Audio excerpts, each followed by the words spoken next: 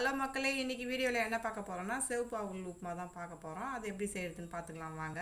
ஒரு கப்பில் சிவப்பு அவுல் எடுத்து வச்சுருக்கிறேன். அதை ஒரு 10 நிமிஷம் நம்ம தண்ணி ஊற்றி ஊற வச்சுக்கலாம். இப்போ இது முழுகிற அளவுக்கு தண்ணி ஊற்றி நம்ம ஊற வச்சுக்கலாம். இது நான் 10 நிமிஷம் ஆயிடுச்சு, நல்லா ஊறிடுச்சு. இதை இப்படி புழிஞ்சி எடுத்து நம்ம பிளேட்டில் வச்சுக்கலாம். நம்ம இதை பாருங்க, இந்த மாதிரி உதிர்த்து விட்டுக்குங்க. அப்போ தான் கட்டி இல்லாமல் இருக்கும். ஒரு ஸ்பூன் எண்ணெய் ஊற்றிக்கிறேன். 1/2 ஸ்பூன் கடுகு போட்டுக்கலாம்.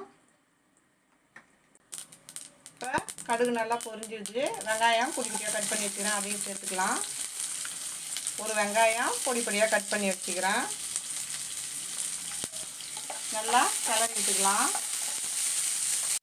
வெங்காயம் நல்லா வதங்கிடுச்சு. குட்டி குட்டியாக இருக்குது பச்சை மிளகா, அதனால் நான் 3 சேர்த்துருக்குறேன். அதையும் போட்டு நல்லா வதக்கிக்கலாம். பச்சை மிளகாயும் சேர்த்து நல்லா வதக்கிக்கலாம். தக்காளி குட்டி குட்டியாக கட் பண்ணி வச்சுக்கிறேன், அதையும் சேர்த்துக்கலாம். இது ஈஸியான ஒரு ஈவினிங் ஸ்நாக்ஸ் மாதிரி சாப்பிட்டுக்கலாம், மார்னிங்கும் சாப்பிட்டுக்கலாம். கருவேப்பிலை கொஞ்சம் சேர்த்துக்கலாம். அதில் சேர்த்து நல்லா வதக்கிடுங்க. மஞ்சத்தூள் 1/4 டீஸ்பூன் சேர்த்துக்கிறேன். தனி மிளகாய் தூள் 1/4 டீஸ்பூன் சேர்த்துக்கிறேன். மட்டன் மசாலா 1/4 டீஸ்பூன் சேர்த்துக்கிறேன். டீஸ்பூன் உப்பு சேர்த்துக்கிறேன். நம்ம அவுல் எடுத்துக்கிறதுக்கு தகுந்த மாதிரி நம்ம உப்பு சேர்த்துக்கலாம். நல்லா மிக்ஸ் பண்ணி விடுங்க.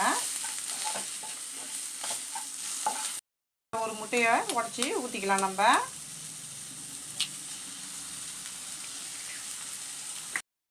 இப்போ இதை உடனே நம்ம கிண்டக்கூடாது, கொஞ்சம் நேரம் வேகட்டும். அப்போ தான் கொஞ்சம் பெருசாக வரும், இல்லைன்னா பொடி மாசு மாதிரி ஆகிடும் அது.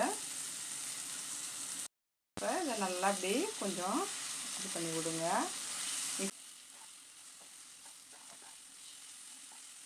மசாலாலாம் எல்லா இடத்துலையும் பார்க்குற மாதிரி நல்லா மிக்ஸ் பண்ணி விட்டுக்கலாம்.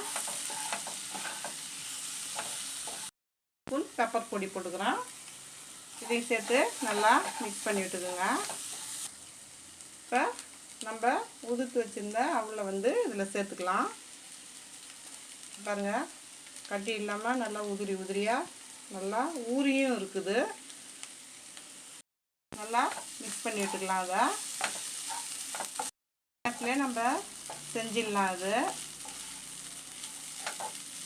நமக்கு முட்டை போடுறதுக்கு பிடிக்கல அப்படின்னாக்கா நம்ம வெஜிடபிளும் இதில் சேர்த்துக்கலாம். கேரட்டு, பீன்ஸு, பச்சை பட்டாணி அந்த மாதிரி கூட போட்டு நம்ம சாப்பிட்லாம். நம்ம விருப்பம்தான், எது வேணாலும் போட்டுக்கலாம்.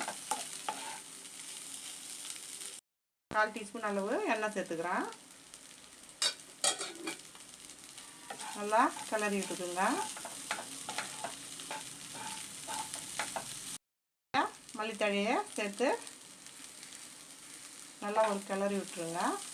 இப்போ நம்மளுடைய சிவப்பு அவல் உப்புமா சூப்பராக ரெடி ஆகிடுச்சு. இதை ஒரு பிளேட்டுக்கு நான் மாற்றிக்கிறேன். பாருங்கள், இது அவல்னே சொல்ல மாட்டாங்க, அந்த மாதிரி இருக்குது. நம்மளுடைய சிவப்பு அவல் உப்புமா சூப்பராக ரெடி ஆகிடுச்சு. இந்த வீடியோ பிடிச்சிருந்தா லைக் பண்ணுங்கள், ஷேர் பண்ணுங்கள், கமெண்ட் பண்ணுங்கள். மறக்காமல் நம்ம சேனலை சப்ஸ்கிரைப் பண்ணிவிட்டு பக்கத்தில் இருக்க பெல் ஐக்கான் கிளிக் பண்ணி ஆல்னு கொடுத்துருங்க. தேங்க்ஸ் ஃபார் வாட்சிங்.